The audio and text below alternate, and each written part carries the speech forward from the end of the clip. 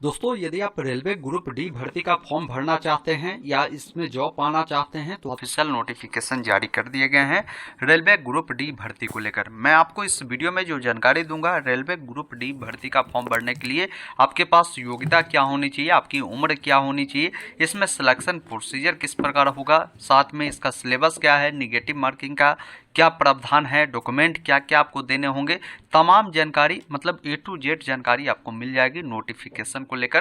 क्योंकि detail notification आ चुका है, आप अंत तक जुड़कर हर एक डिटेल जानकारी को समझिए।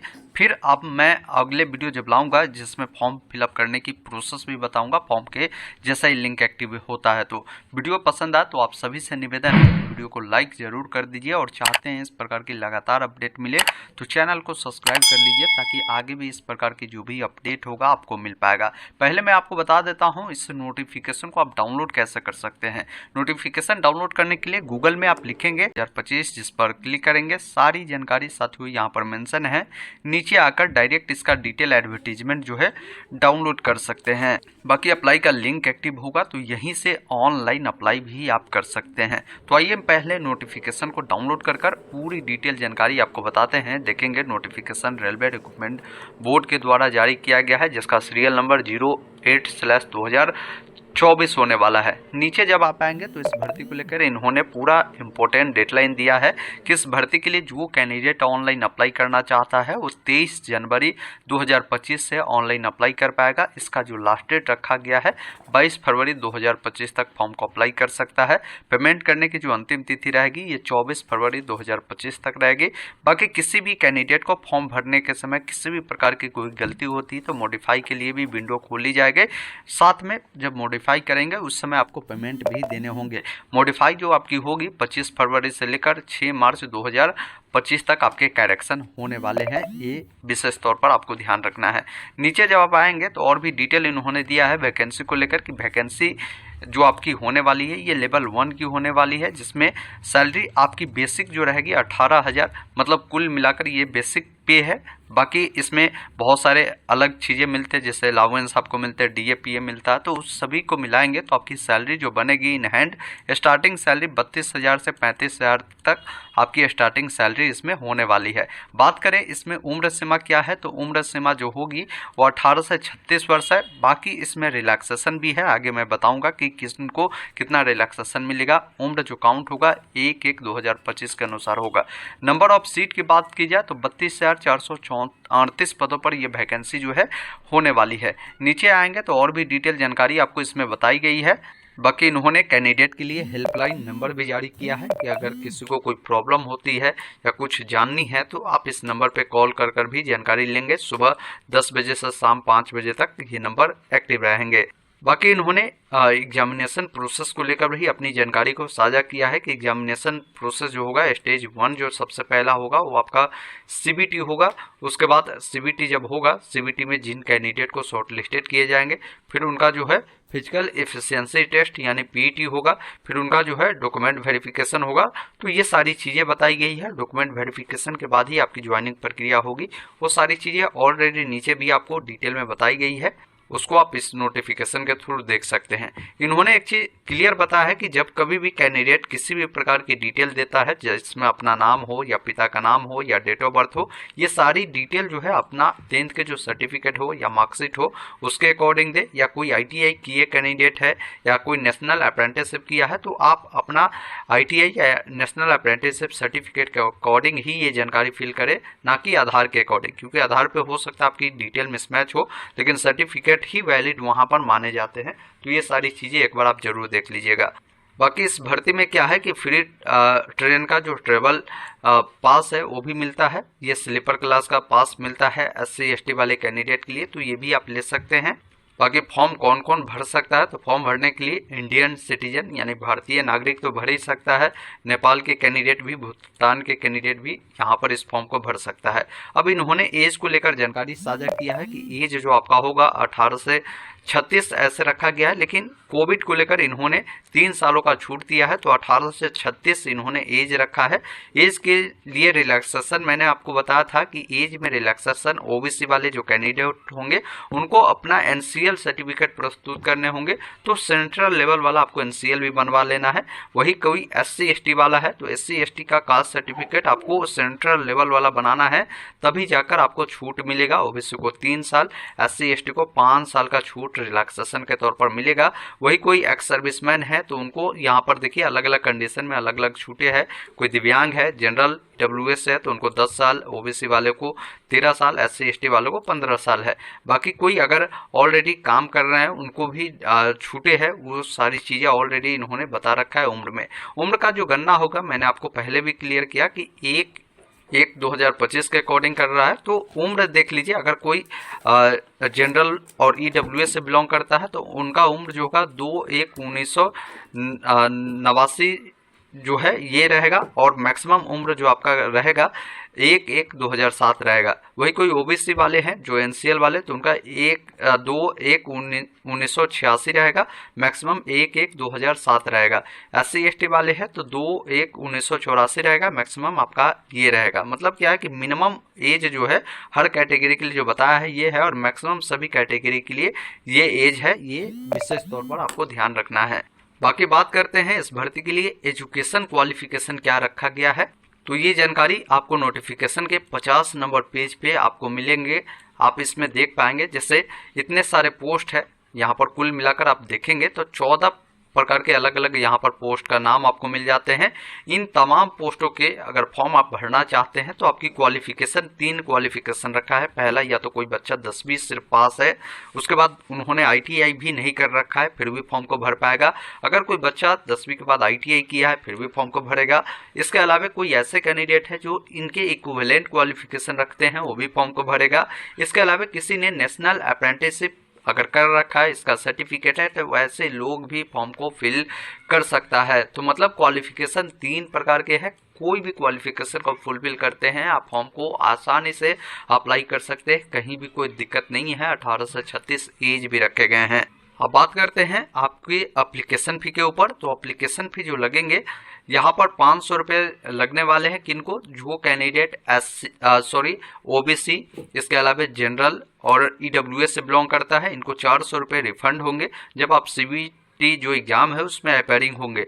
बाकी कोई एससी एसटी वाले कैंडिडेट हैं इनको 250 रुपये लगेंगे, और 250 के 250 रुपये जो है ये रिफंड कर दिए जाएंगे। फीमेल कैंडिडेट को भी सेम इतने पैसा ही लगेंगे, दिव्यांग को भी, कोई ट्रांसजेंडर है उनको भी, एक्स सर्विसमैन को भी यही पैसा लगेगा। ये पैसा सीबीटी 1 में अपेयरिंग होंगे तो आपको रिफंड कर दिए जाएंगे। पेमेंट का जो मोड रहेगा ये आपके ऑनलाइन माध्यम से रहेगा। Net banking, debit card, credit card, UPI, किसी भी माध्यम से पेमेंट एक्सेप्ट किए जाएंगे, आप पेमेंट कर सकते हैं। बाकी कैंडिडेट को अगर पेमेंट से रिलेटेड कोई इशू होता है तो आपको पेमेंट को लेकर भी नंबर इन्होंने दिया है, आप इस पर कांटेक्ट कर अपने पेमेंट रिलेटेड हेल्प ले सकते हैं। बाकी बात करें इस भर्ती की जो सिलेक्शन प्रोसीजर है वो कैसे होगा, तो सिलेक्शन प्रोसीजर जो है ये 4 स्टेप में होंगे। सबसे पहला जो होगा सीबीटी आपका होगा, उसके बाद आपका जो होगा ये पीईटी होगा, फिर आपका डॉक्यूमेंट वेरिफिकेशन होगा, फिर मेडिकल होगा, फिर ज्वाइनिंग प्रक्रिया आपकी होगी। अब सीबीटी जो होगा, सीबीटी में क्या कुछ पूछे जाएंगे, टाइमिंग क्या होगा, तो देख लीजिए। सीबीटी जो होंगे इसमें 90 मिनट की टाइमिंग रहेगी।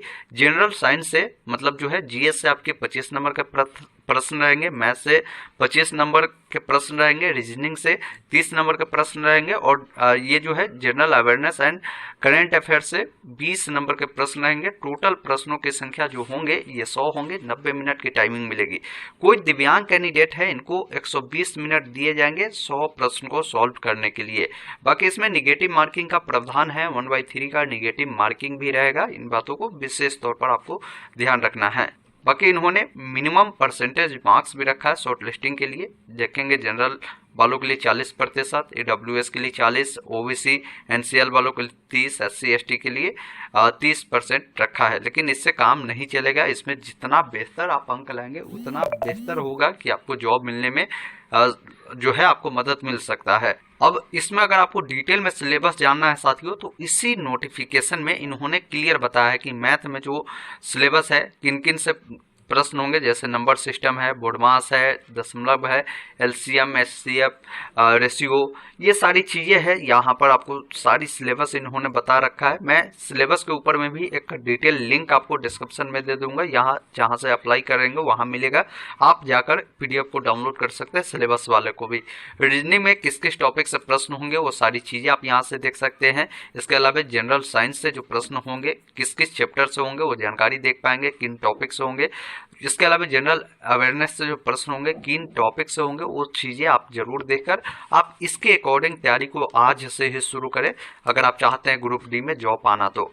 उसके बाद आपका जो है ये पीईटी होगा। पीईटी में देखिए कैसे कैंडिडेट को बुलाया जाएगा, तो भर्ती का जो 3 गुना कैंडिडेट को इसमें पीईटी और डॉक्यूमेंट वेरिफिकेशन में बुलाई जाती है। जैसे भर्ती आपने देखा 32,000 कुछ है, तो करीबन मान लीजिए 3 गुना 1 लाख कैंडिडेट जो है यहाँ पर पीईटी और डॉक्यूमेंट वेरिफिकेशन में आएंगे। इसमें ध्यान ये रखना है कि आपको अभी से ही जैसे फिजिकल एफिशिएंसी टेस्ट के लिए भी प्रिपरेशन करना है। इसमें सबसे पहला चीज़ है कि अगर आप मेल कैंडिडेट है तो आपको 35 केजी का वजन उठाकर आपको 100 मीटर 2 मिनट में आपको ये डिस्टेंस कैरी करना होगा। इसके अलावा दूसरा चीज़ भी रखा है कि आपका जो है 1000 मीटर का जो है रनिंग भी होगा, जो 4 मिनट 15 सेकेंड में आपको इसको कंप्लीट करना होगा। वही कोई फीमेल कैंडिडेट है, इनको 20 किलो वजन जो है उठाकर 100 मीटर जो है 2 मिनट में आपको कंप्लीट करने होंगे, और आपका रनिंग जो होगा 100 मीटर का होगा, 5 मिनट 40 सेकेंड आपको दिए जाएंगे। तो ये तैयारी आपको करना होगा। इसमें आने के लिए मेन जो है आपका क्या रहेगा, इसका सीबीटी रहेगा। अब सीबीटी ही डिपेंड करेगा इन समय आपको बुलाने के लिए, तो सीबीटी का तैयारी बेहतर करिए। बाकी इसमें कोई ज़्यादा पीईटी में करना नहीं है, अगर आप प्रिपेयर करेंगे 2 महीना में भी ये सारी चीज़ें आप कर सकते हैं। अब बात करते हैं इन सब के लिए चांस कितने मिलेंगे, तो आपको 1 चांस ही मिलेंगे, ये भी आपको ध्यान रखना है। इसके अलावा और भी जानकारी जब आप नीचे आएंगे तो आपको बताया गया है, जैसे डॉक्यूमेंट को लेकर है। अब देखिए डॉक्यूमेंट के बारे में मैं थोड़ा सा बता दूं कि डॉक्यूमेंट क्या क्या आपको बनवा लेनी चाहिए। सबसे पहला चीज़ है कि ओबीसी में अगर आप आते हैं तो ओबीसी वाले कैंडिडेट आपको सबसे पहला डॉक्यूमेंट एनसीएल बना लेनी है, सेंट्रल लेवल वाला। कोई एससी एसटी वाले कैंडिडेट है तो इनको अपना जो है कास्ट सर्टिफिकेट बनाना है, सेंट्रल लेवल वाला। इसके अलावा ईडब्ल्यूएस वाले हैं तो आपको भी अपना सर्टिफिकेट बना लेनी है। इसके अलावा जो आपका 10वीं की मार्कशीट है वो आपके पास होनी चाहिए, और सर्टिफिकेट होनी चाहिए। फोटोग्राफ आपका होना चाहिए जो कि हाल का रिसेंट का होना चाहिए, उसका बैकग्राउंड वाइट होना चाहिए, और उस फोटोग्राफ को कम से कम 20 कॉपी अपने पास संभाल कर रखिए। अगर सिलेक्शन होती है तो आगे वही फोटो आपसे डिमांड भी किए जाएंगे। आपका आधार कार्ड लगेगा, साथ में आधार से मोबाइल नंबर लिंक होना बहुत ज़रूरी है। अगर नहीं है तो उसको लिंक करवाइए, क्योंकि अब आधार वेरिफिकेशन आपको पहले ही कंप्लीट करने होंगे। तो ये सारी चीज़ें हैं साथियों, इसको रखिए। एक ईमेल आईडी लगेगा, एक मोबाइल नंबर लगेगा, यही डॉक्यूमेंट आपको जो है अप्लाई के समय प्रस्तुत करने होंगे। वो सारी चीज़ें इन्होंने ऑलरेडी बता रखा है अप्लाई को लेकर। आप एक बार यहाँ पर देखेंगे तो बताया भी गया कि अप्लाई के समय जो मैंडेटरी डॉक्यूमेंट है वो आपको रेडी रखना है फॉर्म अप्लाई करने से पहले, जिसमें रिसेंट फोटो बोला है जो कि प्लेन वाइट बैकग्राउंड में मांगा है, और ऐसा फोटो हो जिस पर आपने नहीं तो टोपी लगाया हो, नहीं चश्मा लगाया हो, ये सब नहीं लगाया हो। ये सारी चीज़ें हैं। गाइडलाइन अवश्य एक बार देखिएगा। मैंने जो भी गाइडलाइन है आपको बिल्कुल शॉर्ट में बताने की कोशिश किया। अब देखिए साथियों, इसमें और भी चीज़ें हैं। जैसे आप कहेंगे कि सर कहाँ कितनी भर्ती है, वो हम कैसे पता करें किस जोन में, तो इसी नोटिफिकेशन को जब आप डाउनलोड करेंगे, मैंने लिंक आपको दिया है, यहाँ पर आपको मिल जाएंगे। 52 नंबर पेज में आएंगे तो हर रीजन वाइज इन्होंने वैकेंसी को दर्शाया। जैसे मुंबई में जो वैकेंसी है किस कैटेगरी के लिए कितनी है, नंबर ऑफ सीट टोटल जो है यहाँ पर कितनी है वो जानकारी देख पाएंगे। फिर नीचे आएंगे आरआरबी वाइज, जैसे जयपुर में भर्ती अगर देखनी है, जयपुर में किस कैटेगरी में कितनी है वो आप देख पाएंगे। हुबली में आप देख पाएंगे कि भाई कितनी भर्ती है, जबलपुर में आप देख पाएंगे कितनी भर्ती है। इसके अलावा बिलासपुर में आप देख पाएंगे। तो हर रीजन वाइज जो है भर्ती यहाँ पर इन्होंने ऑलरेडी दर्शा रखा है। आप एक बार ज़रूर इसको डाउनलोड करिए और डिटेल में आप खुद से भी समझिए। मैंने जो भी इम्पोर्टेंट पॉइंट था मैंने आपको स्पष्ट रूप से क्लियर किया। अब एक बार आप हमें कमेंट बॉक्स में ज़रूर बताएं कि इसका अप्लाई का वीडियो आप देखना चाहते हैं, तो आप हमें कमेंट बॉक्स में बता दीजिए। मैं कोशिश करूँगा जैसे ही लिंक एक्टिव हो अप्लाई का एक डिटेल वीडियो आपके साथ उपलब्ध करवाऊँ। उस वीडियो का इंतजार करिएगा और उस वीडियो को देखकर फॉर्म को आप आसानी से भर पाएंगे घर बैठे, कहीं कोई प्रॉब्लम आपको नहीं नहीं होने वाला है। तो इंतजार करिए अगली वीडियो को। चैनल को सब्सक्राइब नहीं किया है तो आप सब्सक्राइब कर लीजिए और वीडियो को दोस्तों के साथ शेयर करना मत भूलें, ताकि हर एक अपडेट उनको भी मिले और आपको भी मिले। और व्हाट्सएप चैनल, टेलीग्राम का लिंक मैंने दिया डिस्क्रिप्शन में, वहाँ जुड़िए, हर लेटेस्ट अपडेट की इन्फॉर्मेशन में उपलब्ध